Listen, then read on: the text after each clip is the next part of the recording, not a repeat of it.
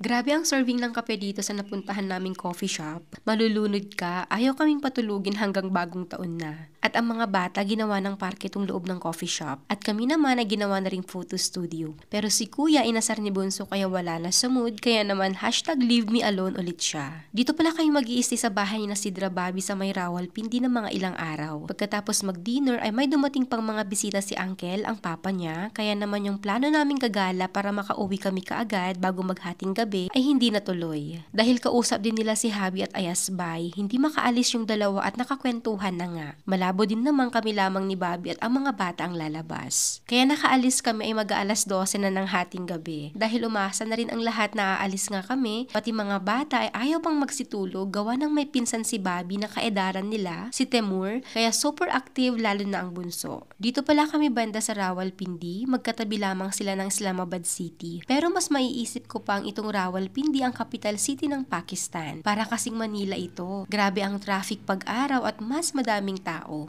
Nag-decide kami mag-KFC or McDo para kumain ng fries pero sarado na rin lahat. At wala nang ibang mapupuntahan. Kaya nang makita namin na bukas pa itong Second Cup Coffee Shop ay dito na kami pumasok. Kami lamang ang customers. Maganda, malinis at may pagka-aesthetic nga itong shop. Nag-order na sina Habi. Kape lamang ang in-order namin at ayaw naman ng mga bata kumain dahil gusto nga ay burger at fries. Kahit napakadami na nilang nakain kanina sa dinner. May mga cold drinks pero napakalamig na nga kaya hindi din pwede. Habang naghihintay ng order ay naging abala na nga lahat, lalo na si Habi na nag-ala photographer na naman sa aming lahat. Kasama din pala namin yung twin brother ni Sidra Bobby at ang asawa niya. Talagang hindi nila iniwanan ang baby nila, nagising din. Tuwang-tuwa nga dyan si Ayasbay. Syempre hindi pwedeng hindi rin kami magpicture ni Habi. Nahihila ko na lamang siya pagkatapos niyang maging photographer sa iba. Madalas ay nakakalimutan namin na lahat may photos pero kaming dalawa ay wala. Kahit sa mga vlogs ko, minsan lang siya mahagip sa mga videos ko kasi madalas siya talaga ang may hawak ng camera o kaya may trabaho. Mababait ang pamilya ni Sidra Bobby. Masaya nga lahat maliban kay Kuya. Nawala sa mood dahil inasar ni Bunso. Naku, may pagka-sensitive pa naman ang kuya namin. Hinayaan ko na muna siya at mamaya magiging okay na rin. Si Bunso at Timur ay ginawa ng parke itong loob ng shop. Parehong napaka-active at agresibo nga. Nakailang saway na ako pero mamaya ay game na naman. Mula pa kanina pagdating namin sa bahay nila Bobby at nagkakilala sila ay wala nang tigil sa paglalaro. Dumating na yung order naming kape, tinanong ko si Habi kung small size yung in-order niya. Sabi niya ay oo daw pero parang duda ako. Grabe pala ang serving nila. Sina Bobby ay hindi mahilig sa kape kaya naman hindi niya ito mauubos at share sila ni Ayasbay. Kahit ako din naman hindi ko to kayang ubusin. Hindi din mahilig sa kape si Habi kaya yung kalahati ay pinainom ko na kay Kuya. Baka magbago ang mood niya. Mabuti naman tinanggap din niya agad. Sabi ko nga patawarin na niya si Bunso at igaganti ko na lamang siya mamaya pagka-uwi namin. Joke. Hanggang sa muli, Allah Hafiz!